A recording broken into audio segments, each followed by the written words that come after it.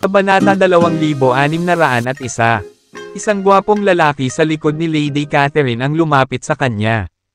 Nakasuot siya ng baluti at may hawak na isang pinong espada sa kanyang kamay. "How dare you disrespect Lady Catherine like this? Human boy." Iminungkahi ni Lady Catherine na iligtas ang iyong buhay sa sandaling lumuhad ka at humingi ng awa sa kanya. Nagpakita siya ng awa.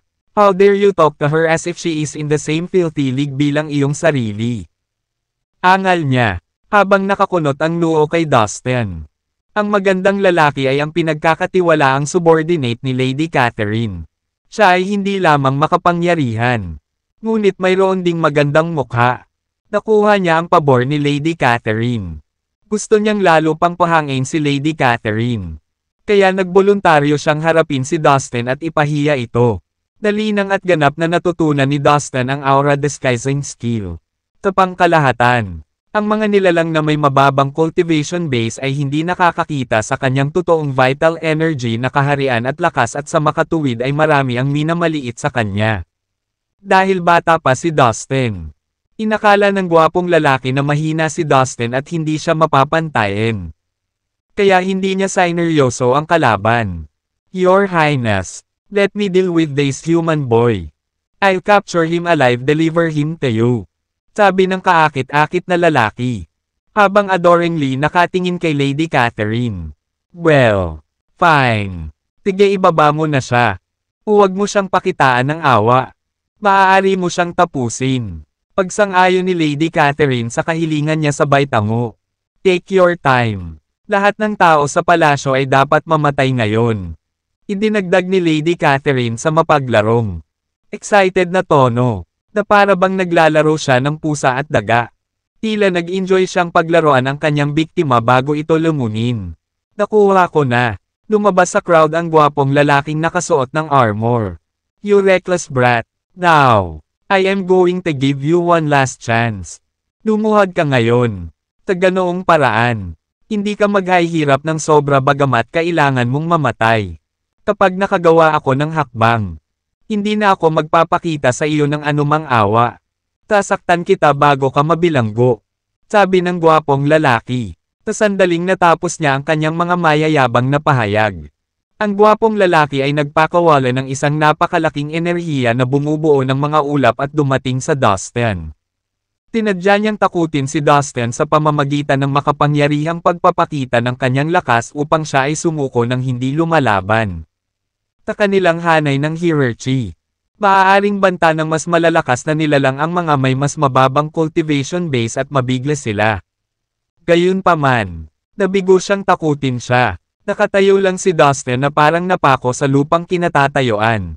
Imbes na matakot ay natuwa si Dustin sa inasal ng mapang-akit na lalaki. "Magsisimula ka na bang makipag-away o hindi? Ilang oras ka pupunta sa?" Mga tapat sa kanya na sinisingil sa Dustin mula sa iba't ibang direksyon. Overwhelming energy swept over Dustin. Inilabas ni Dustin ang gwapong lalaki sa isang tibok ng puso. Kaya hindi nagsasamantala ang mga tauhan ni Lady Catherine. Tinimulan na nilang seryosohin si Dustin. Nakaharap sa 5 paparating na mga master. Si Dustin ay hindi nabigla. Siya ay nagpakita ng kalmado at kalmado. "Naghihintay ako sayo," angal ni Dustin, gamit ang isang kaway ng kanyang kamay. Pinakawalan niya ang 5-element sword aura. 5 guhit ng aura ng espada ang umungol at dumating sa kanyang mga kaaway.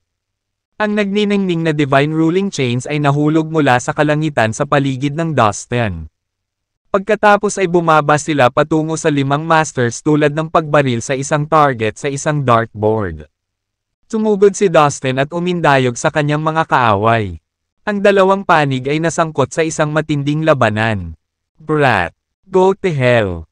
Sa kalagitnaan ng laban, tinamantala ng isa sa 5 master ang pagkakataon at sumugod kay Dustin. Mabangis niyang iwinagayway ang kanyang halberd kay Dustin. "Bush!" Ipinatawag ni Dustin ang supreme spiritual pot sa kanyang isip. Gumalaw ito sa nakakatakot na bilis. At sa isang iglap, tumalon ito sa soul sea ng master. Sa sumunod na segundo, sumabog ang kanyang ulo. Pumili si Dustin ng isa pang master na malapit sa kanya. At mabilis siyang sinuntok sa bituka. Splash! Ang hindi mabilang na divine ruling chains ay lumitaw sa paligid ng master upang pigilan siya sa isang chokehold. Dahil dito, hindi malayang nakagalaw ang master. Ang paglilinang ni Dustin sa kapangyarihan ng batas ay higit na mas mahusay kaysa sa Panginoon kaya maaari niya itong madaig sa bawat pagliko. Nahirapan ng master na tanggalin ang mga tanikala. Bang! Hindi nagtagal ay nabasag ang master. Mag-ingat ka. Ang hirap hawakan ng taong ito. Kailangan nating tumapak ng mabuti. Takot na takot ang natitirang tatlong amo kaya namutla ang kanilang mga mukha. Pumunta ka sa impyerno. Tigaw ni Dustin habang tumatakbo papunta sa mga kalaban niya. Siya ay pumped up mula sa pagpatay ng dalawang master na. Walang paraan na pabayaan niya ang natitirang tatlo. Ang walang katapusang gininto ang apoy ay lumitaw sa likod ni Dustin habang ang mga gintong bola ay sumugod sa kanyang katawan at pumailan lang sa kalangitan. Ito ang abnormal na pangitain na dulot ng Golden Sun Scripture.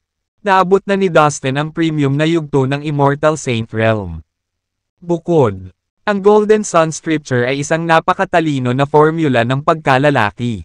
The vital energy lang ni Dustin. Marami na siyang masters na kayang talunin. Tatlong malalakas na cultivator na nagtrabaho para kay Lady Catherine ay nagbahagi ng parehong vital energy realm kay Dustin. Sa dagat ng nagngangalit na apoy.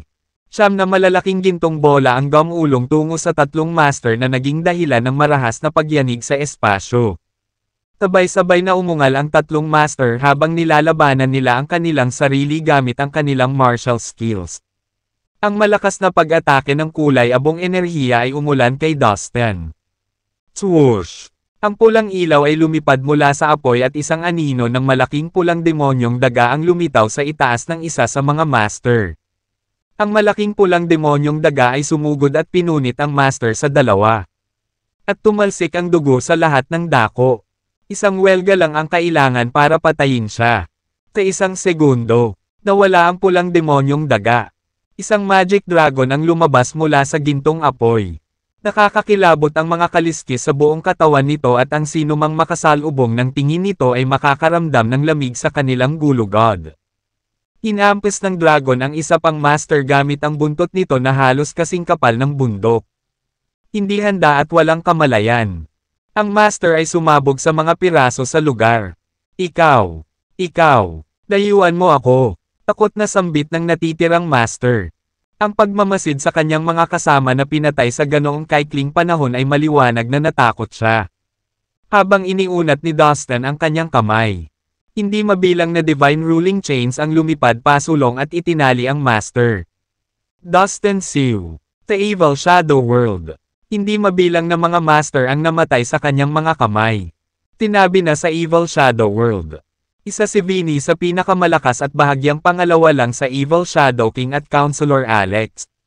Kinausap siya ni Lady Catherine na magtrabaho para sa kanya matagal na ang nakalipas. Gayunpaman, tila walang umaasa sa kanya na magpapakita. Haha, I can't believe Vinny's here. This is great. Makapangyarihan ang lalaking iyon pero wala siyang kwenta kumpara kay Vinny. I bet Vinny can finish that human boy in a heartbeat. Excited ang mga tauhan ni Lady Catherine. Hindi na sila natakot kay Dustin. This is not good. Vinny is here. Prepare yourselves. We all need to fight. Kung kaya mo, tumakas. Seryosong sabi ni Lady Natalie. Namutla agad ang mukha niya nang makita si Vinny. Isang pakiramdam ng kawalan ng pag-asa ang bumangon mula sa kaibuturan ng kanyang puso. Nay, ganito ba talaga kalakas itong si Vinny? Tanong ni Caroline. Oo, siya ay hindi kapani-pani walang malakas. The Evil Shadow World. Isa siya sa 5 nangungunang ranggo hindi kasama ang Evil Shadow King at Counselor Alex. Caroline, sabihin mo kay Dustin na tumakbo. Hindi natin siya kayang labanan. Sabi ni Lady Natalie kay Caroline. Ang buong pag-uusap na ito ay nangyari sa pamamagitan ng kanilang espiritual na kahulugan upang walang makarinig sa kanila. Haha, hindi mo ba naisip na huli na ang lahat para makatakas ngayon? Ang lakas ng espiritual na pakiramdam ni Vinny ay napakatakot at matalas na walang makatakas sa kanyang atensyon sa larangan ng digmaan. Natigilan si Dustin sa sobrang kawaila hilakbot na kapangyarihang binigay ni Vinny.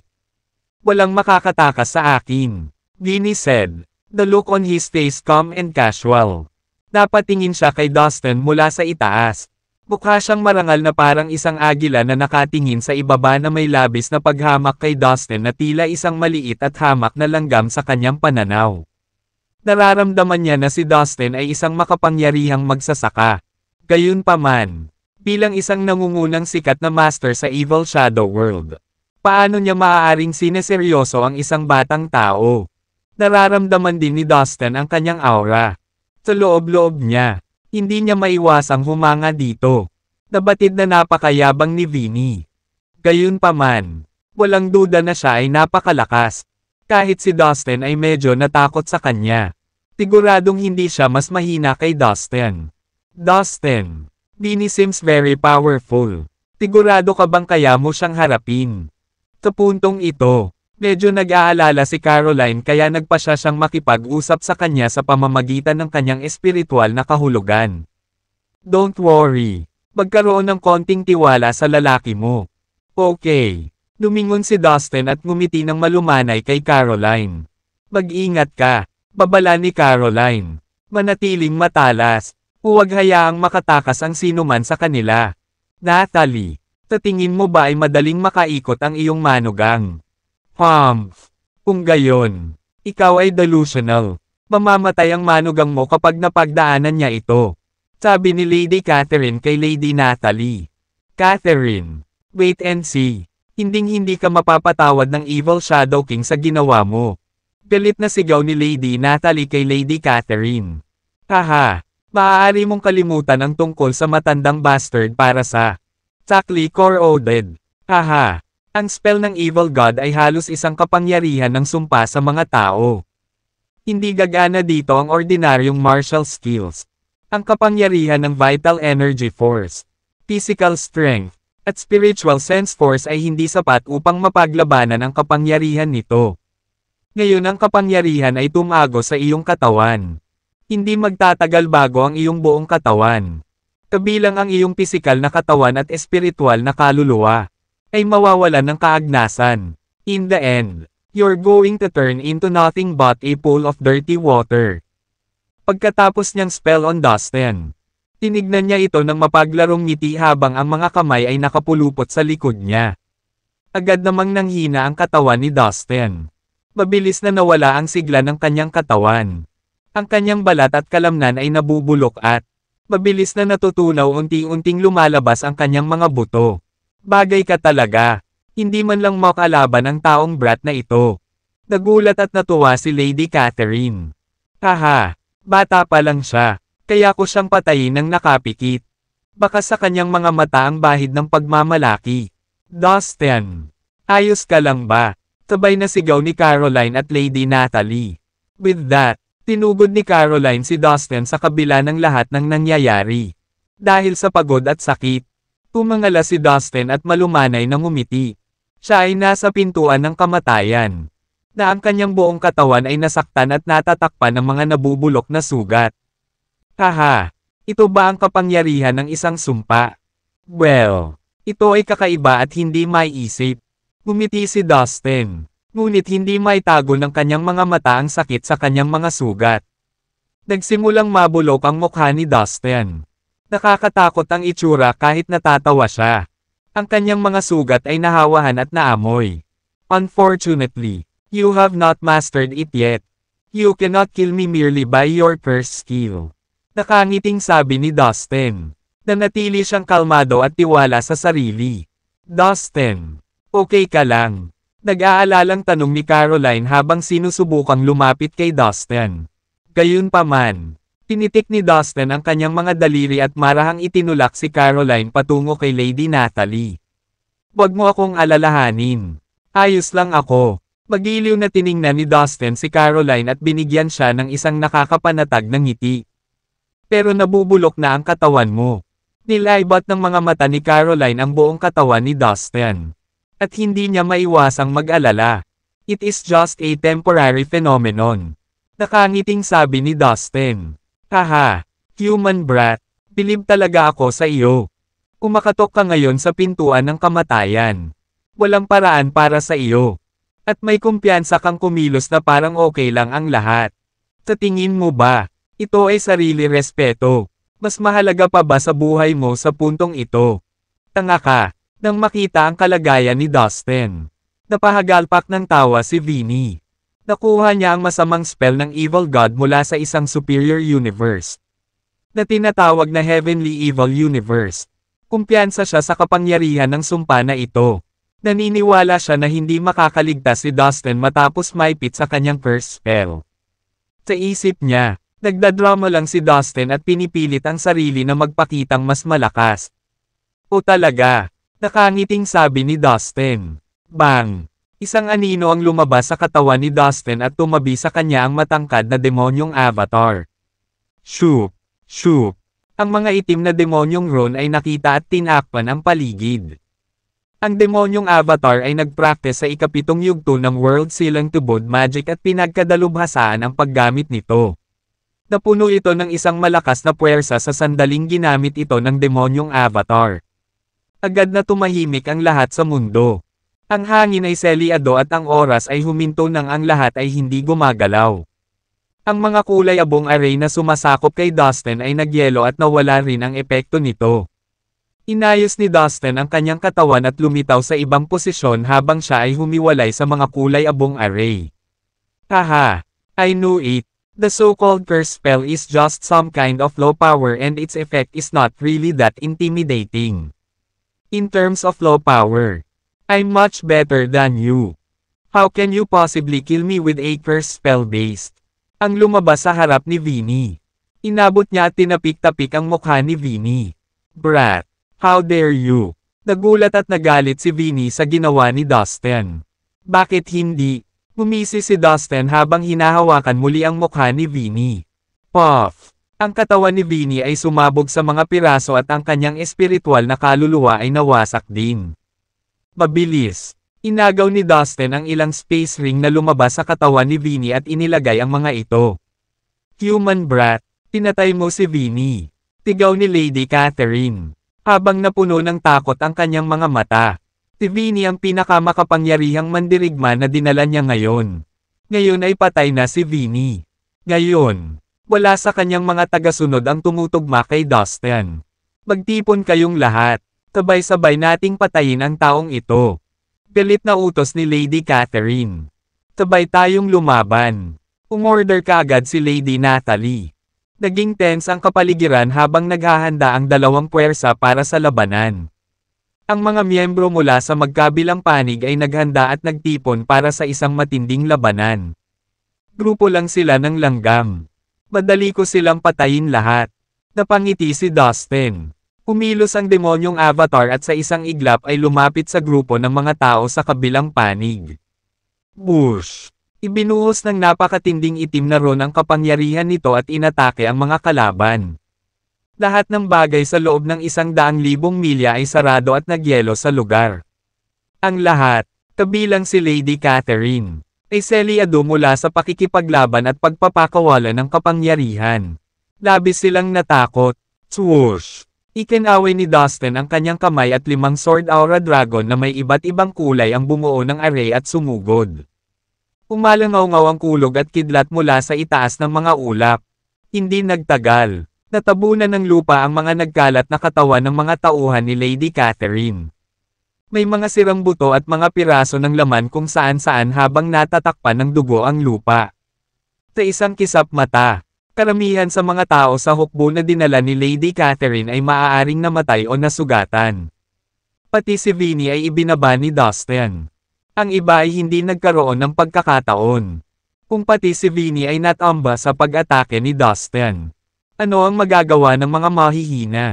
Mabilis na kumilos si Dustin habang ikinumpas niya ang kanyang mga kamao na palaki ang mga ito habang patuloy siya sa pag-indayog. Boom! Ang hukbo ni Lady Catherine ay nawasak ng ilang minuto. Nagkalat ang mga bangkay sa buong lupa. Ang mga dagwang labi ay nasa lahat ng dako. Dahil sa malakas na amoy ng dugo. Gusto ng lahat na sumuka. Sa sandaling iyon, si Dustin ay parang Diyos ng kamatayan. Kumikitil ng buhay sa isang kumpas lamang ng kanyang mga kamay. How could this? Ang mga tagasunod ni Lady Natalie ay handang makipaglaban sa mga nasasakupan ni Lady Catherine, na mahigpit na nakahawak sa kanilang mga sandata. Gayunpaman, bigla silang napatigil at napatitig ng masama kay Dustin na umarte na parang demonyong galing sa impyerno. Ibinaling ni Lady Natalie ang kanyang tingin kay Dustin. Ang tingin sa kanyang mga mata ay walang laman din. Samantala, nagngangalit ang mga ngipin ni Lady Catherine na parang nasa ice cellar. Makalipas ang ilang sandali, tuluyan ang nilipol ni Dustin ang lahat ng mga tagasunod ni Lady Catherine. Tanging si Lady Catherine lamang ang nananatiling buhay. Sa bundok kung saan matatagpuan ang palasyo ni Lady Natalie, nagkalat ang mga laman, buto, at mabahong laman loob. Ang mga agos ng dugo ay walang katapusang damaloy. Ngayon, ikaw na, Madam. Dahan-dahang lumapit si Dustin kay Lady Catherine. Nangumiti sa kanya. Sa sandaling ito, mukha siyang inosenteng bata. Gayunpaman, nang makita ni Lady Catherine ang ngiti ni Dustin, naramdaman niyang tumayo ang kanyang mga balahibo. Tumigil ka. Manatili ka dyan. Umalis ka. Napasigaw si Lady Catherine sa takot. Tuluyan na siyang nawala sa katinoan. Siya ay ganap na nagpapanik ngayon. Ako ang legal na asawa ng Evil Shadow King. Walang sino man sa Evil Shadow World ang mangangahas na lumapit sa akin. Tigaw ni Lady Catherine habang pinagmamasdan si Dustin na papalapit sa kanya. Humph! Ikaw at ang iyong ama ay nagsabuatan upang patayin ang Evil Shadow King. Ngayon ay ginagamit mo ang Evil Shadow King para iligtas ang iyong sarili. Kahit na ang Evil Shadow King ay halos alam kung ano ang nangyari. Ang nangyari ay mas maaga noong araw na iyon. Nilinlang ni Counselor Alex ang Evil Shadow King na pumunta sa isang napakadelikadong lugar sa Evil Shadow World na tinatawag na Fallen God Valley. Ang Fallen God Valley ay kilala sa pagiging isang mapanganib na lugar sa Evil Shadow World. Tinabi na ang isang Evil God ay namatay sa Fallen God Valley matagal na ang nakalipas. Pagkatapos ng kamatayan ng Diyos na iyon, iniwan niya ang lahat ng kanyang kayamanan, at ang kanyang koleksyon ng mga lihim na libro tungkol sa mga pamamaraan ng paglilinang mula sa isang mas advanced na universo. Tinabi rin ng mga alingawngaw na nag-iwan siya ng diskarte sa lambak patungo sa mas mataas na antas ng universo bago siya namatay. Sa makatuwid, ang Fallen God Valley ay sinasabing naglalaman ng lahat ng mga kayamanang ito na pinangarap ng marami na makuha. Ngunit ang Fallen God Valley ay masyadong mapanganib. Kahit na ang mga ninuno ng sekta ay maaaring mamatay kung sinubukan nilang pumasok sa lambak. Ito ay mas imposible para sa mga ordinaryong miyembro ng masasamang lahi ng anino na mabuhay kung magtangka silang pumasok sa lambak upang magtagumpay ang kanilang plano. Tiniguro ni Counselor Alex na maghanda. Tinabi niya sa Evil Shadow King na nakatagpo siya ng mga pahiwatig tungkol sa mga kayamanan na naiwan sa Fallen God Valley. Pagkatapos ay inanyayahan niya ang Evil Shadow King na pumasok sa lambak kasama niya. Ang plano ni Counselor Alex ay salakayin at patayin ang Evil Shadow King habang hindi siya nakatingin. Ano ang dapat nating gawin? Ang Fallen God Valley ay isang lubhang mapanganib na lugar. At si Counselor Alex ay determinado na alisin ang Evil Shadow King sa lahat ng paraan at siya ay nangakong gagamitin ang lahat ng paraan sa kanyang pagtatapon. Ito ay nakakabigo na ang Evil Shadow King nasa malaking panganib at nandito lang ako na parang pile na poto. Walang magawa para sa kanya. Ang mga salita ni Lady Catherine ay nagdulot ng pag-aalala at pagkabalisa ni Lady Natalie. Hindi. Kailangan kong tulungan ang Evil Shadow King at balaan siya sa isang paraan o iba. Kinagat ni Lady Natalie ang kanyang mga ngipin sa desperasyon. Kamahalan. Ang Fallen God Valley ay lubhang mapanganib. Walang paraan na makapunta ka doon nang hindi nasaktan. Uminahon ka. Tigaw ni Caroline. Hindi ko mabubuhay ang sarili ko kung uupo ako at walang gagawin. Kailangan kong pumunta ngayon at sabihin sa Evil Shadow King ang tungkol sa sabuatan ni Counselor Alex. Kung hindi pa huli ang lahat, Maaaring magawa ng Evil Shadow King. Makaalis sa panganib at makatakas sa oras. Si Counselor Alex ay makitid ang isip at kasuklam-suklam. Kung sakupin niya ang Evil Shadow World, maraming miyembro ng ating lahi ang mamamatay dahil kalahati sa kanyang kasamaan. Ang Evil Shadow World ay hindi kailanman makokontrol ni Counselor Alex. Hindi kung ako ay buhay pa at humihinga at may magagawa tungkol dito. Tugon ni Lady Natalie sa isang matatag na tono. Haha, with your incessant daydreams and wishful thinking. Wala ka nang magagawa para pigilan ang dahilan ng tadhana. Huli ka na, Natalie. Sa puntong ito, ang matandang bastard na iyon ay maaaring pinatay na ng aking ama. Bukod dito, inayos ng aking ama ang isang malaking grupo ng mga tao na magbabantay sa pasukan ng Fallen God Valley kung sakaling ang isang tulad mo ay gustong pumunta sa lambak at balaan ang Evil Shadow King. Wishful thinking yan, Natalie. Kung pakakawalan mo ako ngayon, ipinapangako ko na hindi mo pagdurusahin ang galit namin ng aking ama kapag napasa kamay na natin. Umagalpak ng hysterical na tawa si Lady Catherine, na nakahandusay sa lupa nang marinig ang walang katotohanang pahayag ni Lady Natalie. Tumahimik ka, hindi mo man lang maprotektahan ang sarili mo ngayon. Paano mo planong protektahan ang iba? Sa isang panunuya, nagpadala si Dustin ng isang stream ng vital energy force at pinatay si Lady Catherine na ikinasarado siya sandali. Pagkatapos ay inilipat niya siya sa Slave Tower. Ina, ang Fallen God Valley ay masyadong mapanganib para sa iyo na pumunta doon. Walang paraan na hahayaan kitang tumuntong sa pinabayaan ng Diyos na lambak na iyon. Kung ang Evil Shadow World ay nahulog sa mga kamay ni Counselor Alex, maaari kang bumalik sa Immortal End World with me and Dustin kung saan magiging ligtas ka. Nag-aalalang sabi ni Caroline. Ilang araw na lang ang God Valley. Makalipas ang kalahating araw. According to the coordinates we have, it's not too far from here. Parang Fallen God Valley yan. Ani Dustin kay Caroline. Ilang sandali pa. Hindi mabilang na malalaking bundok ang lumitaw sa kanilang harapan. Tila ay napakalaki, at malawak, na sumasaklaw sa malalawak na bahagi ng lupain. Mula sa langit ay nagmumukha silang maraming higanteng dragon na nagko-criss-cross sa lupa at kumakalat ang kanilang mga ugat sa buong lupa na parang mga galame. Mayroong libo-libong mga bundok. Dahil dito, nabuo ang isang malawak at walang hangganang lugar ng bundok. Sa isang sulyap, isang walang katapusang kulay abong evil energy ang tila gamulong at bomubula tulad ng isang walang hangganang dagat ng kulay abong fog. Dinala ni Dustin si Caroline sa isang lugar sa itaas ng malawak na bundok. Dapat iyon ang pasukan sa Fallen God Valley. Maya-maya, nakita na ni Dustin ang pasukan.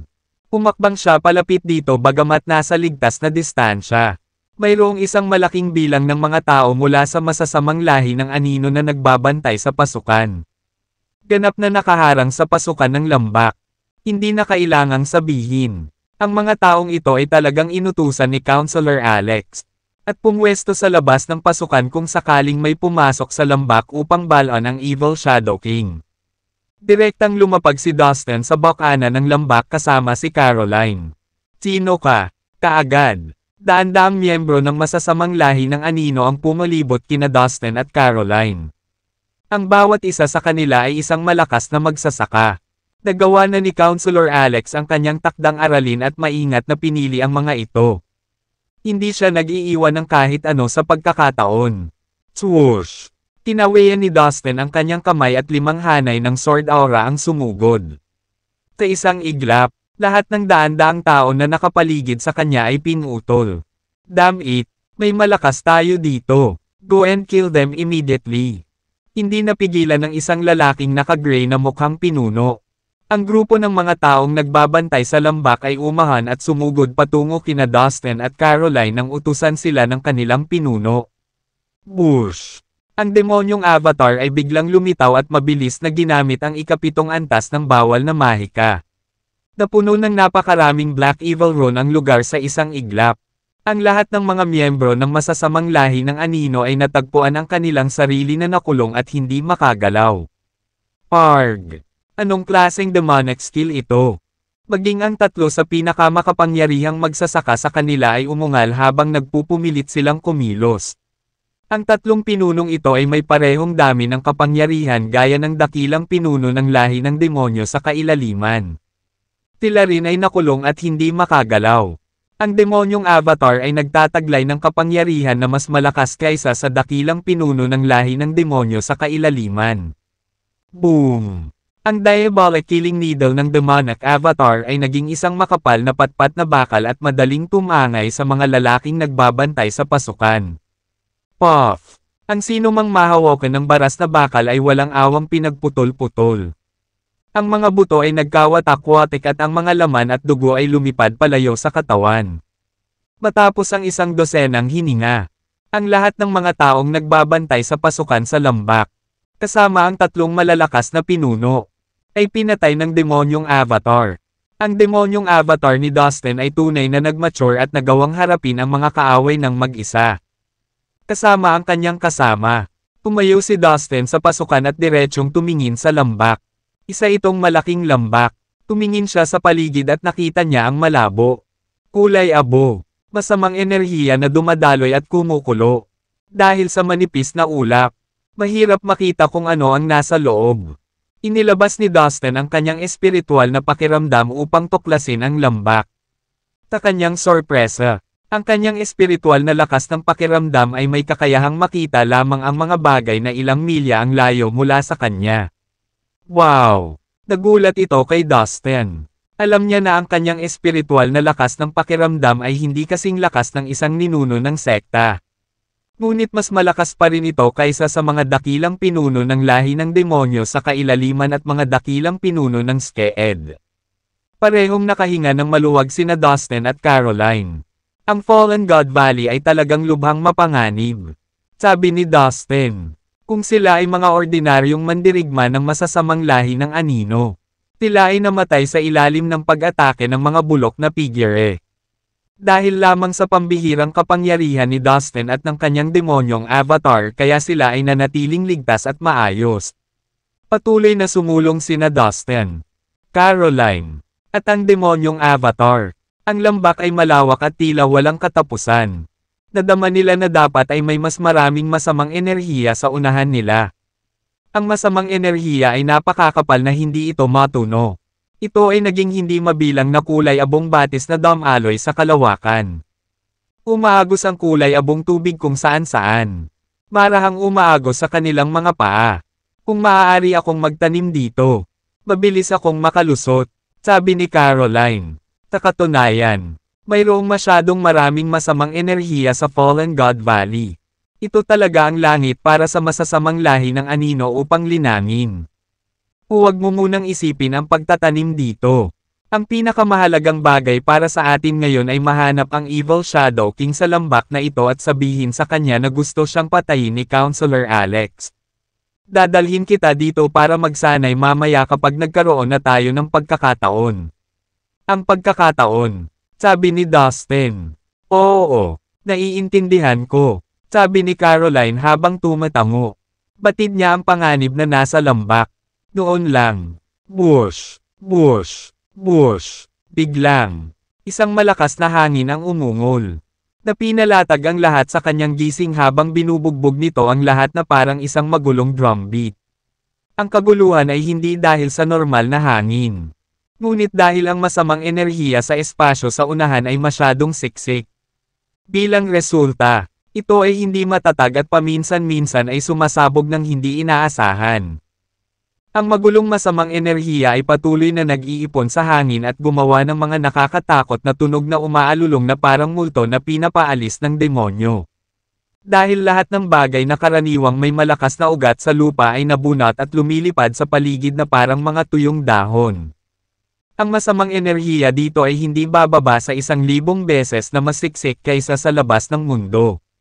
At ang labis na marahas na enerhiya ay katumbas ng 10,000 mga master ng masasamang lahi ng anino na sabay-sabay na umaatake. Sa isang mapanganib na sitwasyon, ang mga ordinaryong master ay mapupunit sa isang iglap. Bulalas ni Dustin. Ang kanyang puso ay mabilis na tumibok habang ang kanyang mga ugat ay naninigas. Nagulat si Caroline. Hindi sinasadyang lumapit kay Dustin. Ang demonyong avatar lang ang hindi naapektuhan. Nagpatuloy ito sa paggalugad sa daan na tila naglalakad sa isang palengke. Mula nang mapino nito ang diabolic killing needle. Ang demonyong avatar ay nagbago ng husto sa mga pagbabagong nakikita sa katawan nito. Mas bastos at walang awa siya ngayon habang ang katawan nito ay kasing tigas ng bato. Habang pinagmamasdan ito ng mabuti ni Dustin, naisip niya na kahit ang mga ninuno ng sekta ay hindi maaaring basagin ang kanyang demonyong avatar. Ang pot ng chaos at ang omnipotent pot, tulad ng dalawang malalaking bundok, ay pinrotektahan sina Dustin at Caroline mula sa kanilang harapan. Bang! Bang! Bang! Kabilang panig ng dalawang bundok na parang mga bagay. Ang marahas na evil energy ay naging maraming wind sabers at tumama sa dalawang kaldero, na nagdulot ng malakas na tunog ng metallic clinking. Upang maiwasang matamaan ng masamang enerhiya, dahan-dahang kumilos sina Dustin, Caroline at ang demonyong avatar sa loob ng lugar na puno ng masamang enerhiya. Ilang sandali pa, nararamdaman mo ba na? I have a nagging feeling na may nakatingin sa atin. Gulat na sabi ni Caroline. Tama iyan. Tila maraming mga nilalang na naninirahan dito. At sila ay may mapanlinlang na pag-uugali. Kaya't sila ay mag-iipit at matiyagang maghihintay hanggang sa ang kanilang biktima ay huminto sa pagbabantay. At pagkatapos ay sunggaban ito. Mag-ingat ka. They behave like hyenas and only attack when you are most vulnerable. Paalala ni Dustin. Bawat pagliko ni Dustin at ng kanyang mga kasama, tila pinagmamasdan silang mabuti ng hindi mabilang na mga pares ng nakakakilabot na mga mata. Sa susunod na sandali, isang tunog na kasing lakas ng pagtalas ng may mga kutsilyong tumakbo sa ere. Bigla na lang, takawalan, lumitaw ang 12-12 ng mga demonyong halimaw at tinitigan ng malapitan si Dustin. There's of Abyss Demon Race. We can't keep fighting here. Masyadong malakas ang mga nilalang na ito. Tara na, Caroline. Pinamanipula ni Dustin ang dalawang malalaking tripod. Mabilis na tumakbo palayo. Paminsan-minsan. Gagamit siya ng lahat ng uri ng lihim na kasanayan sa martial arts para itaboy ang masasamang dragon beast na dumating sa kanya. Kahit na hindi nagawang talunin ni Dustin at ng demonyong avatar ang higit sa 10 masasamang dragon na hayop. Sa kanilang magkasanib na pagsisikap, wala ring magagawa ang mga hayop sa kanilang tatlo. Kasabay nito, ang demonyong avatar ay nanatili sa kanilang likuran upang protektahan sila mula sa likuran. Sa madaling salita, karamihan sa kanilang mga pag-atake ay hinarangan ng demonyong avatar. Lihim na natuwa si Dustin dahil talagang mahirap makatakas sa atake ng mahigit 10 masasamang dragon beast kung hindi dahil sa abnormal na pangangatawan ng demonyong avatar. Higit sa 12 masasamang dragon na hayop. Mahigpit silang hinahabol. Si Dustin, Caroline at ang malademonyong avatar ay patuloy na tumatakbo ng walang humpay. Palalim ng palalim silang tatlo sa lambak. Ito ang kanilang sitwasyon sa loob ng higit sa isang araw, kung saan palagi silang umiiwas at tumakbo mula sa mga masasamang dragon na hayop na ito. Makalipas ang isang araw at kalahati, biglang lumitaw sa harap nila ang isang malawak na kulay abong kapatagan. Sa kapatagan ay nakatayo ang dalawang kristal na malinaw na lawa. Napakalayo ng dalawang malalaking lawa ngunit tila pinagdugtong sila ng isang uri ng misteryosong puwersa. Sa gitna ng dalawang lawa, may kulay abong palasyo. Ang palasyo ay nakatayo sa kapatagan. Napakataas at kapansin-pansin, na nagpapalabas ng nagliliyab na kulay abong liwanag sa lahat ng oras. Sa tingin ko ang Evil Shadow King ay nasa palasyong iyon.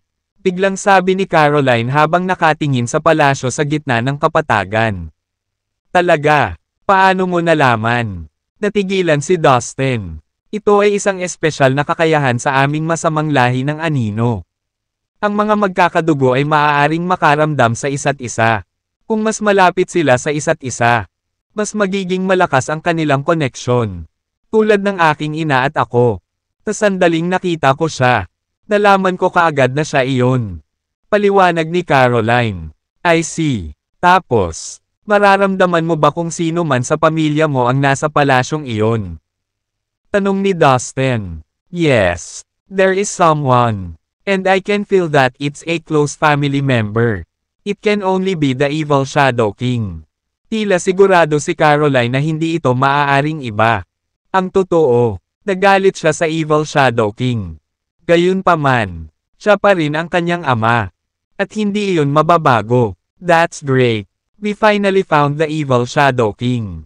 Sana buhay pa siya. Ani Dustin. Tila hindi masaya si Caroline sa katotohanan. Ngunit tumango siya. Don't worry. Buhay pa siya. She reassured him. Ta sinabi nito. Tina Dustin. Caroline. At ang demonyong avatar ay nagtungo sa malaking kulay abong palasyo sa gitna ng kapatagan. Ang 12-dosenang mga masasamang dragon na hayop ay nahuli ng hindi nakabantay. Wala silang nagawa kundi ang umungol ng mahina. Habang nakatitig sa mga umaatres nilang likuran. Tinulyapan nila ang mga ito ngunit nakahinga ng maluwag nang wala ni isa man sa mga halimaw ang humabol sa kanila. Pagkaraan ng ilang sandali, nakarating sila sa gitnang rehiyon ng kapatagan. Mas nakikita na nila ngayon ang kulay abong palasyo. Ito ay isang nagbabadyang at nakakatakot na presensya. Ang kulay abong mga pader nito ay napakalaki at walang kinang. Tutuktok nito ay isang matulis na spire. At sa paligid nito ay mga estatwa ng iba't ibang evil gods. Ang iba't ibang mabangis na mga tampok ay tumingin sa kanila na para bang sila ay babagsak anumang sandali at lalamunan sila. Maraming misteryosong kulay abong ron ang umaaligid sa palasyo na parang mga paaralan ng isda na lumalangoy sa malalim na dagat. Sa pasukan ng palasyo ay nakatayo ang ilang lalaki ng masasamang lahi ng anino. Ang aura na nakapaligid sa kanila ay nakakatakot sa lakas. At ang kanilang mga banta na mukha ay parehong nakakatakot. Sino ka? Wala kang pasok dito. Sabay alis. Sa sandaling nakita ni Dustin ang mga lalaki mula sa lahi ng masamang anino. Tumangala din sila at nakita sila. Ang mga lalaki ay nagsuot ng nagulat na mga ekspresyon. Nahuli sa kanilang biglaang presensya. Iyon ay marahil dahil ang saklaw ng espiritual na pandaman ng isang tao ay napakalimitado sa lambak. Kahit na ang espiritual na pakiramdam ni Dustin ay nagawang suriin ang isang hanay ng ilang milya. Sa iba naman, mas mababa pa iyon. Bagaman malalakas ang mga bantay sa tarangkahan ng palasyo. Ang kanilang espiritual na pakiramdam ay mas mahina kaysa kay Dustin. Sa makatuwid, hindi nila napansin sina Dustin at Caroline hanggang sa sila ay nasa ilalim ng kanilang mga ilong. Nang hindi sila sumagot, naalarma ang mga lalaki. Nagtataka sila kung paano nakalusot ang dalawa sa mga gwardya. Anong paano ka napunta dito? Umungol ang isa sa mga gwardya. Ngunit mabilis siyang nakabawi. Mabagsik ang kanyang tono ngunit nanlaki ang kanyang mga mata sa pagtataka. Tinilip niya ang mga hindi inaasahang bisita. Pagkatapos ng lahat, hindi madaling mabuhay sa Fallen God Valley. Ito ang pinakamapanganib na lugar sa Evil East. Tar sa gitna. Ito ay ganap at walang laman. Kasing walang buhay ang mga pader sa labas nito. Sa gitna ng altar ay may malaking rebulto. Nakakatakot ang hitsura nito. Ang mga tampok nito ay ligaw. Ligaw. At sinaunang. Ito ay halos 100 metro ang taas. At ito ay namumukod-tango tulad ng isang masakit na hinlalaki sa kawalan ng laman ng altar. Agad namang naakit si Dustin sa kakaibang anyo ng rebulto. Hawak ng rebulto ang isang lumang kalasag sa kaliwang kamay nito. At isang kakaibang higanting palakol ang nasa kanang kamay nito. Ang labis na ikinagulat ni Dustin ay walang ulo ang estatwa. Ito ay isang walang ulo na katawan. Ang dibdib ay nakabuka. At ang mga utong nito ay nakatayo bilang mga mata habang ang pusod ay ang kanyang bibig. Hindi ba ito si Thad? Natigilan si Dustin. Nakanganga siya sa rebulto at inabot niya na parang nahihilo. Nag-alinlangan siya sa huling sandali at umiling. Nakilala niya ito. Siyempre, ang kanyang kaluluwa ay naglakbay mula sa Earth hanggang sa Prime Martial World. Habang nandoon siya, nakakuha siya ng bachelor's degree sa isang kolehiyo at nakapagtapos pa sa isang prestihiyosong unibersidad.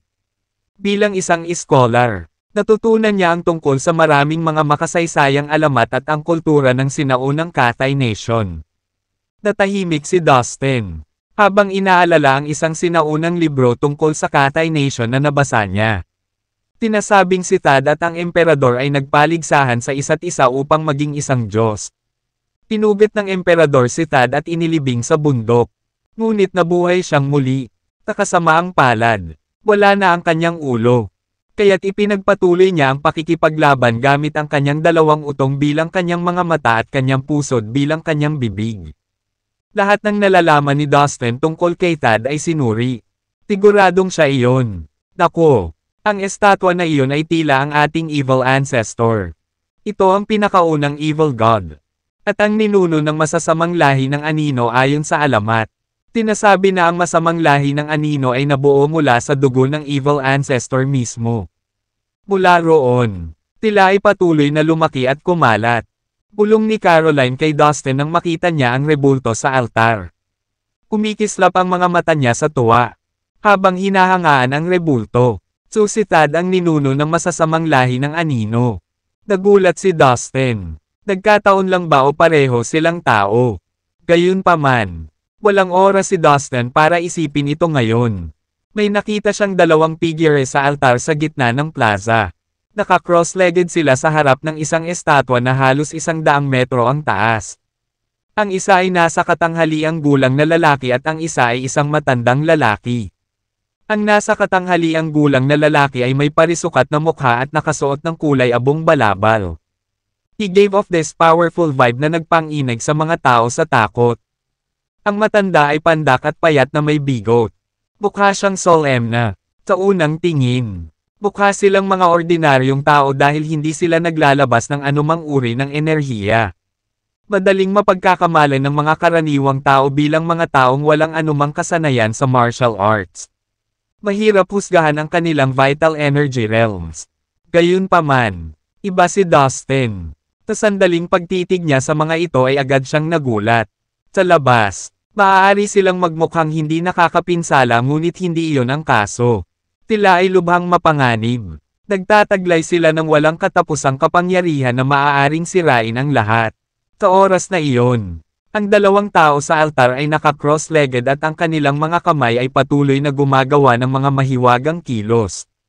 Pareho silang nakatutok sa kanilang ginagawa kaya hindi man lang sila nag-angat ng tingin nang pumasok sina Dustin at Caroline sa palasyo. Iyon ay Evil Shadow King. Bulalas ni Caroline sabay turo sa medyo may edad na lalaki. Ang Evil Shadow King ay ang ama ni Caroline kaya madali para sa kanya na makilala agad siya. So the other one must be Counselor Alex. They seems to be performing some ritual. Pag-obserba ni Dustin. Evil Shadow King. Gustong saktan ka ni Counselor Alex. Tigaw ni Dustin. Nang magsalita siya, ginamit niya ang kanyang vital energy para palakasin ang kanyang boses. Ang kanyang bumang boses ay nagdulot ng nakikitang alon. Nagmamadali silang pumunta sa altar sa gitna ng palasyo. Ang Evil Shadow King ay kasing lakas ng isang ninuno ng sekta. Basta marinig niya ako, maghay-hinala siya which will make it hard. I see. They're sacrificing their blood essence to awake the statue of that evil ancestor. The status responding now. I see. Sabi ni Dustin. Lumingon sa altar. Ang matangkad na estatwa ay nanginginig ng marahas. Patuloy na naglalabas ng walang katapusang kulay abong enerhiya. Sa puntong ito, tinasakripisyo pa rin ni Evil Shadow King at Counselor Alex ang kanilang asensya ng dugo sa rebulto. Ang napakalaking bilang ng mga kulay abong ron ay lumitaw mula sa kanilang mga katawan na bumubuhos sa rebulto. Si Counselor Alex ay naglagay ng bitag dito para alisin ang Evil Shadow King. Gayunpaman, pareho silang nasa gitna ng sakripisyo. Kailan kaya kikilos si Counselor Alex? Pagtataka ni Dustin. Posible bang sinadya niyang patayin ang Evil Shadow King sa proseso ng sakripisyo? Iyan ay lubos na posible. Biglang may naisip si Dustin. Dapat manatiling nakatutok ang isa kung gusto niyang makipag-ugnayan sa Diyos. Bilang karagdagan, ang pagsasakripisyo ng kakanyahan ng dugo ay nagkakahalaga ng maraming enerhiya. Kung kumilos si Counselor Alex ngayon, maaaring gumana ang kanyang plano. Nasa panganib nga ang Evil Shadow King. Hula ni Dustin sa kanyang isipan. Tingnan mo, bubuksan na ng ating ninuno ang kanyang mga mata. Tigaw ni Caroline sa mahinang boses. Sa buong oras na ito, Binabantayan niya ang rebulto. Pagkatapos ng lahat, ang Evil Ancestor ay ang Diyos na sinasamba ng lahat ng masasamang miyembro ng lahi ng Anino.